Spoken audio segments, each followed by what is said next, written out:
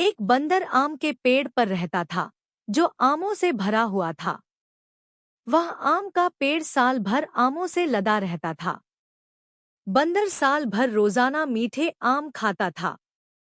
बंदर का स्वभाव मिलनसार था, लेकिन किसी भी खतरनाक स्थिति से सुरक्षित रहने के लिए वह बहुत चालाक भी था। बंदर जब चाहता, पके हुए मीठे आम खाता था। वह रोजाना बहुत सारे आम खाता था और आम खाने का मजा लेता था।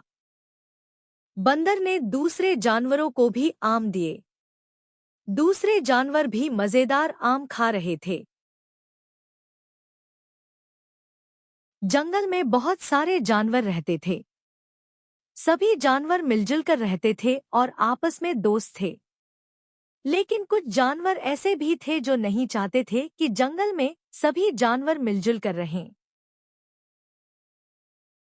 बंदर और गाय के बीच बहुत अच्छा रिश्ता था, क्योंकि वे दोनों अच्छे दोस्त थे। इसलिए वे अच्छे और बुरे दोनों समय में एक दूसरे के साथ अपनी परेशानियां साझा करते थे। इस तरह जंगल में जो कुछ भी हो रहा था, उसके बारे में उन्हें पता रहता था। बंदर आम के अलग अलग स्वाद चखने के लिए पास के आम के पेड़ों पर जाया करता था, इसलिए वह जंगल के हर जानवर के बहुत करीब था। गाय और बंदर जंगल में हमेशा एक साथ घूमते रहते थे। वे जंगल में एक जगह से दूसरी जगह साथ साथ जाते थे। गाय और बंदर बहुत अच्छे दोस्त थे। गाय अपनी जिंदगी से खुश थी और कुदरत की खूबसूरती का मजा लेने के लिए अकेले ही जंगल में घूमती थी। गाय धीरे धीरे जंगल में इधर-उधर घूम रही थी। गाय अपने आसपास की चीजों को देखने और सुनने में बहुत होशियार थी। वह हमेशा बहुत खुश रहती थी और दूसरों की मदद भी करती थी। एक बार एक लकड़बग्घे ने देखा कि एक बंदर मीठे आम के पेड़ पर रहता है।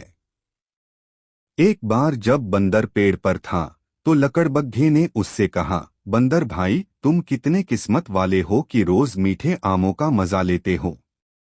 क्या तुम मुझे भी खाने के लिए एक मीठा आम दे सकते हो? बंदर ने कहा, क्यों नहीं, रुको, मैं तुम्हें आम देता हूँ।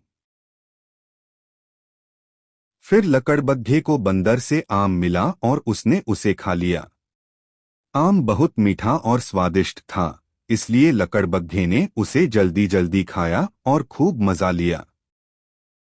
फिर लकड़बग्घे ने सोचा, बंदर ने मुझे जो आम दिया था वह कितना स्वादिष्ट था। अगर बंदर रोज आम खाता है तो उसका मांस आम से भी ज्यादा मीठा होगा। मुझे बंदर को मारकर उसका मांस खाने की योजना बनानी चाहिए। फिर लकड़बग्घे ने बंदर से कहा, भाई, इस आम के पेड़ के आम उतने स्वादिष्ट नहीं हैं जितने उस आम के पेड़ के हैं जो जंगल के दूसरी तरफ है। अगर हम उस पेड़ पर जाएं तो तुम्हें ज्यादा मीठे और स्वादिष्ट आम खाने को मिलेंगे। लकड़बग्घे ने बंदर से पूछा, अगर तुम मीठे आम चखना चाहते हो तो क्या हम कल वहां चलें? फिर बंदर ने लकड़बग्घे से कहा, हाँ, जरूर। हम कल उस आम के पेड़ पर जाएंगे और वहां सबसे मीठा आम खाएंगे। ठीक है, लेकिन अभी तुम जाओ और कल सुबह मेरे पास आना, फिर हम आम के पेड़ के पास जाएंगे। फिर लकड़बग्घा खुशी खुशी वापस लौटा, क्योंकि बंदर का मांस खाने की उसकी योजना सफल हो रही थी। वापस आने के बाद लकड़बग्घा बहुत उत्साहित था। वह सोच रहा था कि बंदर का मांस कैसा लगेगा। लकड़बग्घा बहुत उत्साहित था। तभी वहां लोमड़ी आई और लकड़बग्घे का उत्साह देखकर उसने उत्साह से पूछा, भाई, तुम इतने उत्साहित क्यों लग रहे हो? मैंने तुम्हें पहले कभी इतना उत्साहित नहीं देखा। लकड़बग्घे ने जवाब दिया, हाँ भाई, क्योंकि कल मैं बंदर का मांस खाऊंगा। तुम भी मेरे साथ चलो। लोमड़ी भाई, लोमड़ी ने लकड़बग्घे से पूछा, लेकिन तुम बंदर का मांस कैसे खाओगे? लकड़बग्घे ने लोमड़ी को बताया, कल मैं बंदर को जंगल के दूसरे हिस्से में ले जाऊंगा। मैं उससे कहूंगा कि वहां आम का एक पेड़ है जिस पर बहुत सारे मीठे आम लगे हैं। मैं बंदर के पीछे पीछे जाऊंगा और जब वह चल रहा होगा तो मैं पीछे से उस पर हमला करके उसे मार दूंगा। झाड़ी के पीछे छिपी गाय ने लोमड़ी और लकड़बग्घे की सारी बातचीत सुनी और हैरान रह गई। फिर गाय ने तुरंत अपने दोस्त बंदर को सब कुछ बताने का सोचा। फिर गाय तेजी से अपने दोस्त बंदर को लकड़बग्घे की योजना के बारे में बताने के लिए चली गई।